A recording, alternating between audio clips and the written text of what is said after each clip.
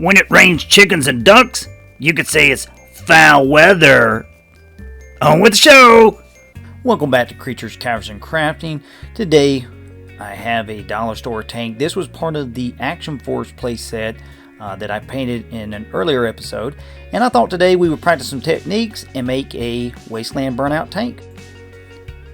To start off with, I'm going to go ahead and remove the turret. This is just going to make things a lot easier to work with. As with all plastic toys, there are some mold lines we're going to clean up. I'm just going to use a razor knife for that. We're just going to focus on the big stuff, like over here on the turret. We will take some sandpaper to this later to get some of the other stuff removed.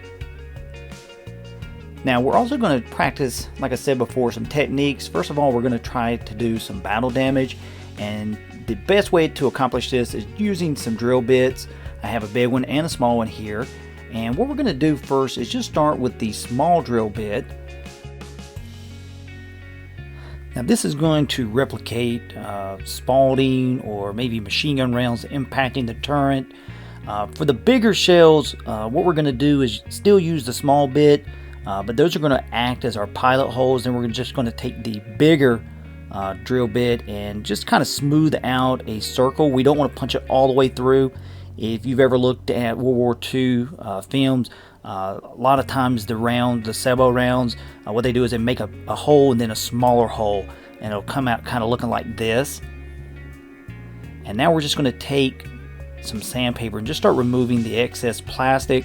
We're also going to go over the entire tank with this. Just going to rough up the smoother areas. This is going to make the paint stick a lot better. And you want to take your time with this. We don't want to go really heavy. We don't want to gouge the plastic. The plastic is soft. But once we're done here, we are ready to prime the tank. For priming, I'm going to use the Skeleton Bone by Army Painter. It fits very well with the desert scheme. If you've ever served overseas, this is very on the spot with the color pattern. We're just going to lightly spray this. You can always hit this with a second or third coat if you need to. And of course, we're going to allow this to dry for maybe an hour or so. Once we're good and dry and everything's not tacky, we'll go ahead and take a flat matte black. And we're just going to start putting this onto the turret. My advice is that you kind of gauge the spray on this. If it's very heavy, you may want to, distance yourself away from it to get more of a thin pattern. You don't want to gunk this up or have it come out very tacky on your tank. And of course, we're also going to hit the chassis as well. I'm just going to hit it here on the side. And guys, I like to use the spray paint on this because we're going to do a rust effect later on, and if you use a craft acrylic paint, it may come off. Once our priming has dried, I'm going to use an airbrush to apply a light gray to this. Now I'm using a craft paint, but I'm going to thin it with an acrylic paint thinner. If not, I'm not going to be able to use it. It's going to stop up the gun itself. Now if you don't have an airbrush, that's fine. You can simply thin your paints. I'm just going to use an airbrush because, hey, I'm kind of very new at it, and this was an opportunity for me to increase those skills.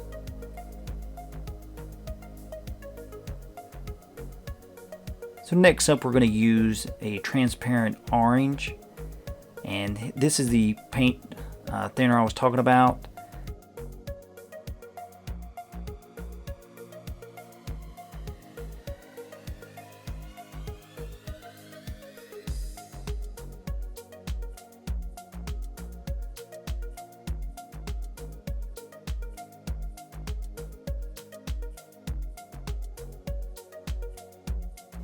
Now once we're done, I'm going to use another gray, but I'm going to mix this in with a little bit of white.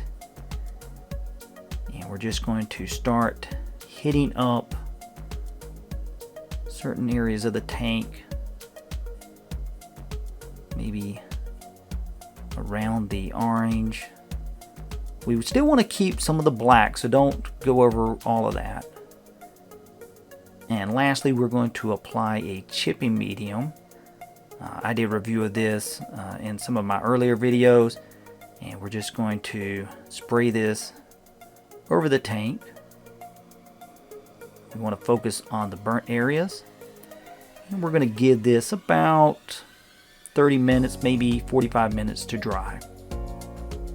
So moving on, as you can tell, I applied another coat of the skeleton bone primer. In retrospect, I probably should have used an acrylic paint for this top coat. As you can see, I'm applying water in an attempt to get the chipping medium to release, and that skeleton bone primer is just not allowing that to happen. That's okay. I'm just going to let this soak in and maybe use a more aggressive approach to remove the chipping medium.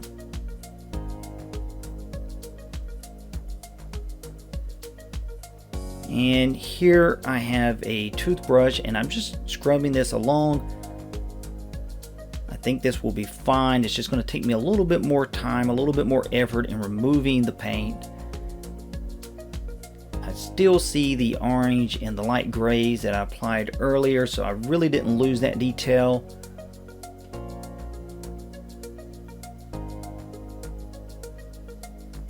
And we're just going to continue to do this. And guys, I recommend a brush for this application. You can use whatever that you have on hand. You just don't want to do anything that will scratch into the plastic.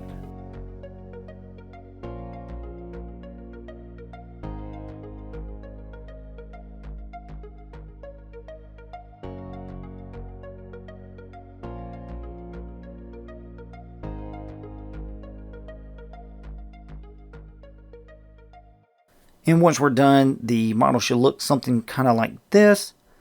We've got a few more steps to make this thing extra crispy. Next, I'll be doing some rust effects by utilizing some pigments. In this case, I'm going to thin down a natural sienna, a natural umber, and a burnt sienna. I'm just going to start to apply this to the turret like so.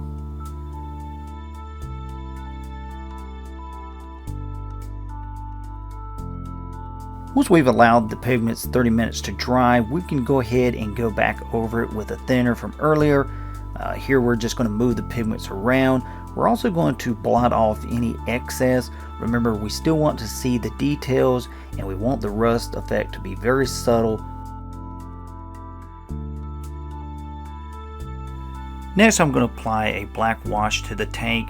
I'm going to leave the burnt areas alone, and I'm also going to remove the excess using a sponge.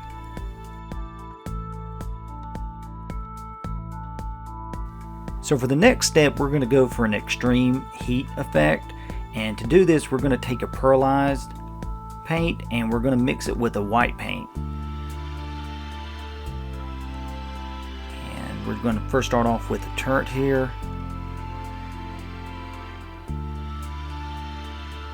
And what I do is I just kind of trim out kind of right where the paint and the burnt effects are.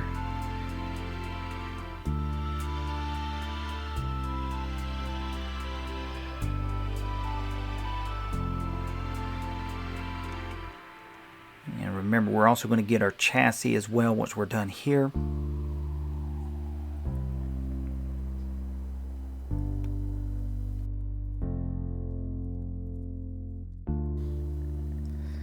Now we're going to take our paint thinner and just start to thin the paint out like so.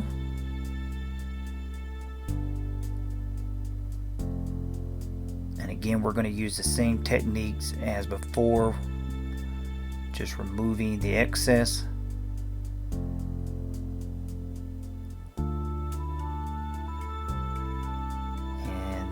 If you find that you've removed too much, you can always apply a little bit more like I am here.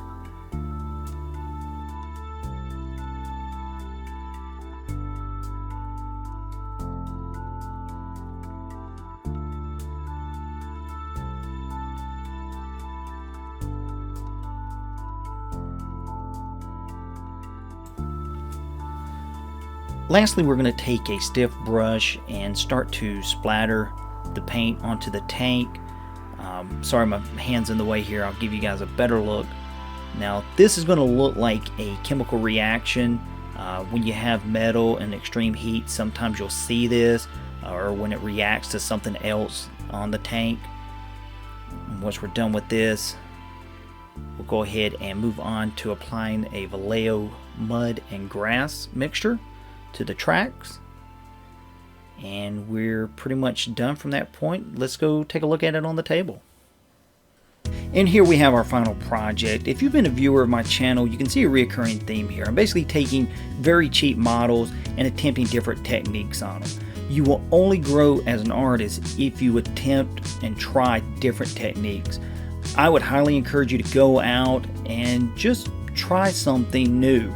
If it's something that has grabbed your attention, maybe it's a texture or a rust effect, anything, gore effect, try it on something cheap, build your confidence, then put this onto something that's more expensive. As you can see, this is a dollar store tank, and I think it came out very well.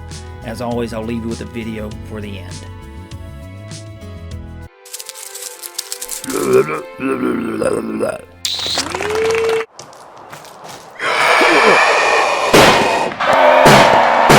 Take the pride.